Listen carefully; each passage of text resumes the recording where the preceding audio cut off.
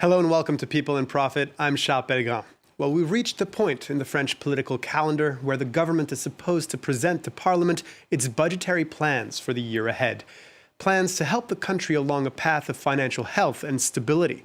And that's especially the case this year. Not only will this budget be presented later than usual on account of France's summer political shakeup, it'll have to dig France out of a particularly deep financial hole.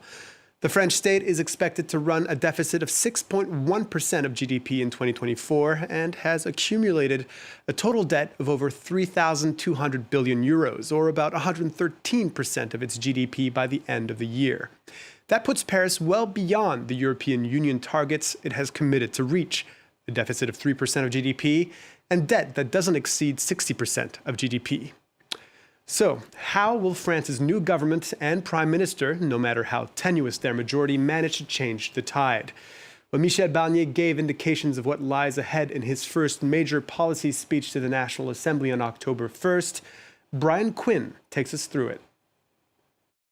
An urgent goal with few details on how to achieve it. Michel Barnier's first official policy speech as Prime Minister saw him set out the new government's priorities, none more pressing than France's fiscal woes. A sword of Damocles is now hanging over the head of the French people, and without action and courage now, it will hang much heavier over the heads of our children and grandchildren. The real sword of Damocles is our colossal financial debt. Barnier's first order of business, bringing France's budget deficit to within 5% of GDP by the end of 2025. To achieve it, the government will need to come up with some 40 billion euros. Barnier says 1/3 of that will be via new revenues. His office has suggested that next year's corporate tax rate could rise from 25 to 33% on companies that brought in more than €1 billion during 2024. The Treasury is also reportedly planning to crack down on tax avoidance by France's wealthiest citizens, potentially through a 25% minimum tax on top earners. The Prime Minister insists any tax hikes will be temporary and are not a rejection of President Macron's supply-side economic policy. We will do this without jeopardizing our competitiveness. In reality, there can be no sharing and no redistribution if there is no upstream activity and production on our territory. That still leaves the other 2/3 to be found via budget cuts, and there Barnier has furnished few details. Ideas recently floated include cutting dead weight in France's apprenticeship programs, consolidating government agencies with too much overlap, and moving some government offices out of central Paris. Analysts say those measures will be far from sufficient to save the nearly 30 billion euros targeted, meaning more details on more painful cuts are sure to follow. Well, for more analysis on the government's plans to redress public finances, we're joined on set by François Geerolf, an economist at the OFCE, the French Observatory of Economic Cycles. Thank you so much for being with us. Hi, thanks. Hi, François. So we heard it. Michel Barnier says the first solution here has to come from public spending. He said 2/3 of the money needs to come from cuts in spending, 1/3 from increases in revenue. What's the rationale behind this decision?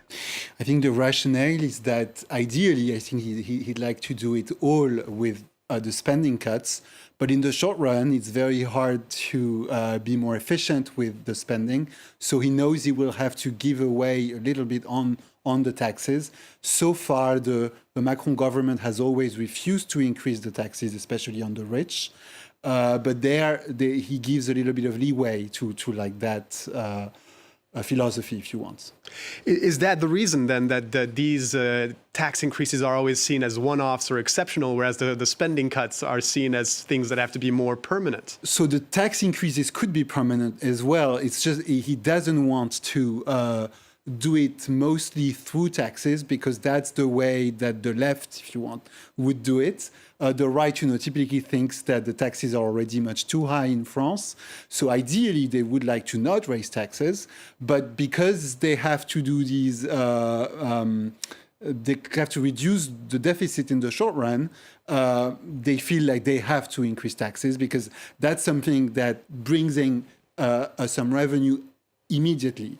while the spending cuts are more slow to occur, right? It's much harder, in fact, to do them. And I think that even doing 2/3 of it will be quite hard for the French government. And what they talk about already is that, for example, they're going to reduce how much you're being reimbursed when you go to the doctor from 70% to 60%.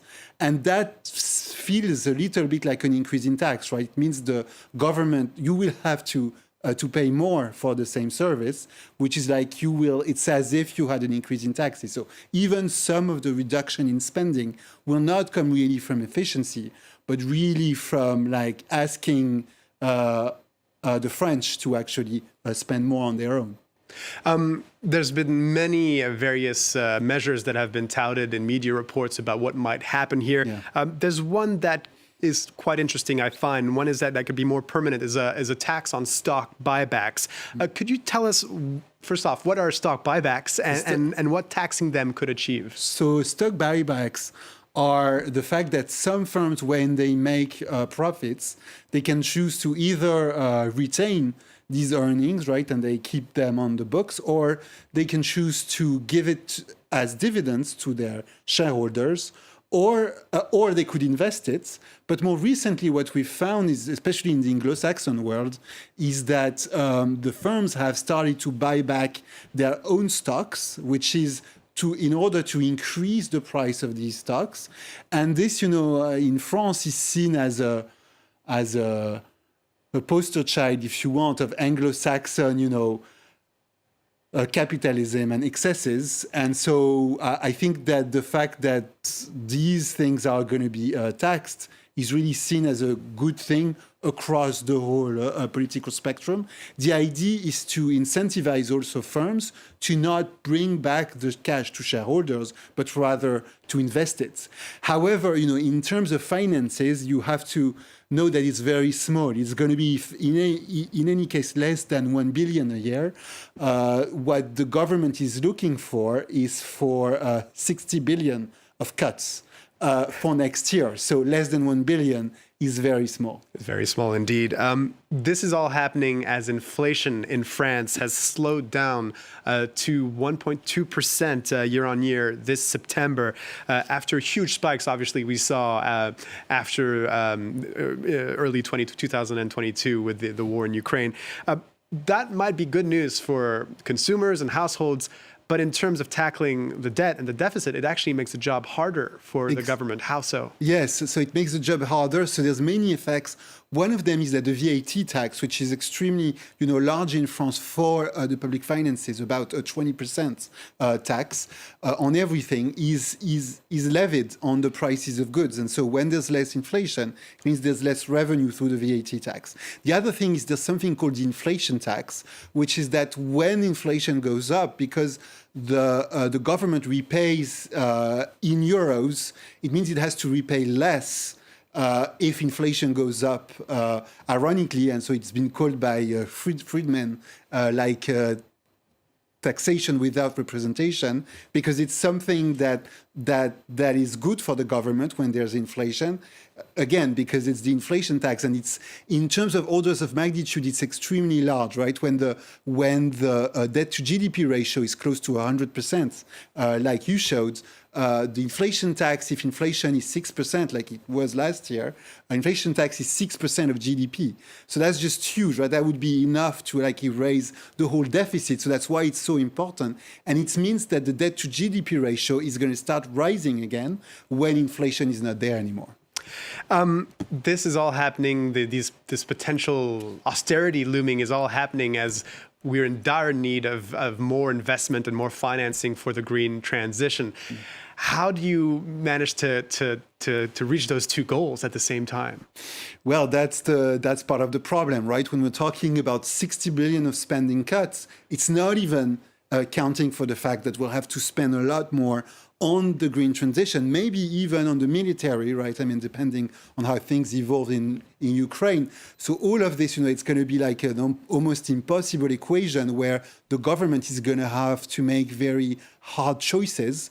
And I don't see the start of a of a solution to that. I mean, again, 60 billion is already huge. If you take into account the green transition, it becomes even more, perhaps 100 billion of cuts we'll have to make.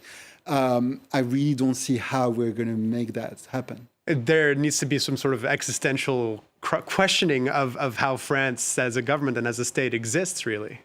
Yeah, and it's something that we see throughout Europe. In fact, if you see what's happening right now in Germany, they have similar thoughts about, how are we going to be able to spend much more on green transition, on everything, especially since Germany sets itself much a higher bar for not increasing the deficit.